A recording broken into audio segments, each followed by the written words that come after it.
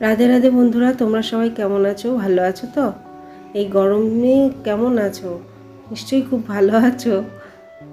তো আমিও খুব খুব ভালো আছি। নতুন বন্ধু ও পুরনো বন্ধুদের আমার চ্যানেলে স্বাগত, শুভেচ্ছা ও অনেক অনেক ভালোবাসা। তো দেখো, ফার্স্টেই আমি আলনাটা গুছিয়ে নিচ্ছি। তো আলনা গোছাতে গোছাতে দেখছি আর আমার র্যাবিটটা কি করে। তো ছোট্ট সোনাটা শুয়ে আছে, তো ওকে নিয়েই ভালো থাকি। ওরা ওপরের ঘরে থাকে, ওকে ওপর থেকে নিয়ে এসে মাঝে সাঝে আদর করি, মাঝে সাঝে আমাদের সাথে একটু রাখি।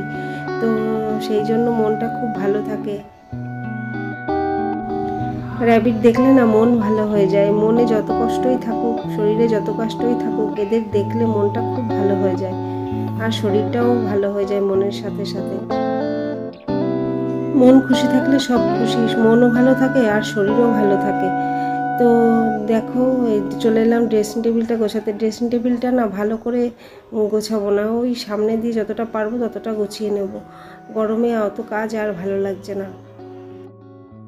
যেটুকু না করলে নয়, করতেই হবে, তো সেটুকুই করছি। আর বৃষ্টির তো কোনো বালাই নেই, বৃষ্টি তো হয়ই না। রোজ ভাবছি আজ হয়তো বৃষ্টি হবে, কিন্তু বৃষ্টি হচ্ছে না। তোমাদের ওদিকে হচ্ছে নিশ্চয়ই, আমাদের এদিকে হচ্ছে না। তো দেখো, সোফাটা গোছানো হয়ে গেলে চলে যাব রান্নাঘরে। রান্নাঘর না পুরো ছড়ানো রয়েছে, আজকে গোছানো নেই, তো সেগুলো সব গুছিয়ে নেব। আজকে না ভাতও করতে হবে আর রুটিও করতে হবে। তো রান্নাঘরে যখন এসেছি, রান্নাঘরে সব গুছিয়ে একদিক থেকে সব গুছিয়েও নেবো আর একদিকে ভাতও বসিয়ে দেবো। তো আগে আমি শসার খোসাগুলো সরিয়ে নিচ্ছি আর পরিষ্কার করে নিচ্ছি। অল্প ভাত বসাতে হবে একজনের মতো, তো হাফ কোটোর থেকেও কম। তো সেই জন্য কি করব ভাবছি, যে প্রেশার কুকারে বসাবো নাকি হাঁড়িতেই বসিয়ে দেবো। তো চলো হাঁড়িতেই বসিয়ে দিই ভাতটা, আস্তে আস্তে হোক, তাহলে ভাতটা সিদ্ধ হয়ে যাবে। দেখো, কিচেনটা কালকে ক্লিন করব ভাবছিলাম, তো সেটা আর হয়নি। আজকে করব ভাবলাম, আজকেও হলো না। আর কালকের কথা ভাববই না, যে দিন যেই সময় টাইম পাবো সেই সময়ই আমি কিচেনটা ক্লিন করে নেব। বেশি ভাবনা চিন্তা করলে না কাজ হয় না। এখন না তখন করব, তখন না সখন করব, এরকম হয়। তো ঝট করে হাত দিলে কাজে, তাহলে কাজটা হয়ে যায়। তো বন্ধুরা, আজকেও ভগবান শ্রীকৃষ্ণের দু একটা বাণী বলবো, তো তোমরা স্কিপ না করে দেখতে থাকো।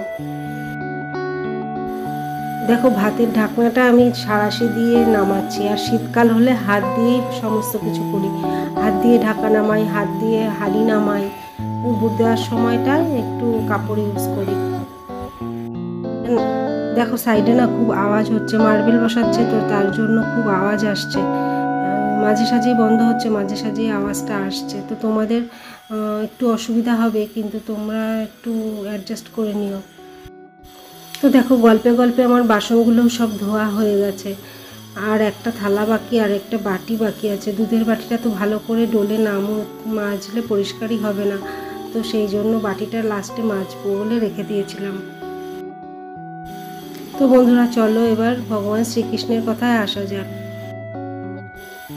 ভগবান শ্রীকৃষ্ণ বলেছেন, পৃথিবীতে কেউ পরচর্চা করে সফল হতে পারেনি, সফলতা এসেছে নিজেকে চর্চা করে। তো দেখো, আমরা গল্পে গল্পে কথায় কথায় বন্ধুদের সাথে পরচর্চা করতে বসে যাই। এগুলো করাটা ঠিক না। আসলে আমরা নিজে কি করলাম, নিজে কতটা কি করতে পেরেছি আজকে সারাদিনে, এইটা নিয়ে যদি সারাদিন ভাবতে থাকি, তাহলেই নিজে চর্চা হয়ে যাবে। তাই আমরা যেন পরচর্চা না করে নিজের চর্চা করি, তাহলে সফলতা আসবে। তো বন্ধুরা, তোমাদের যদি ভিডিওটি ভালো লেগে থাকে তাহলে অবশ্যই লাইক, কমেন্ট, শেয়ার ও সাবস্ক্রাইব করতে ভুলো না, তাহলে আমার ভিডিওটি পৌঁছে যাবে সবার আগে তোমার কাছে।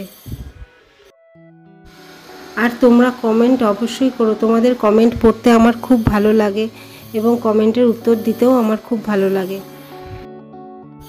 তো দেখো, গল্পে গল্পে আমার বাসন ধুয়ে বাসন গোছানোও হয়ে গেছে। এবার আটাটা মেখে নিচ্ছি, আর এদিকে ভাতটা আধা ফোঁটা করে অফ করে রেখেছিলাম, আর ভাতটাও ধরিয়ে দিচ্ছি। ভাতটা যেটুকু বাকি আছে সেটুকু হয়ে যাবে একটা উনুনে, আর আরেকটা উনুনে আমি রুটিটাও করে নিতে পারবো।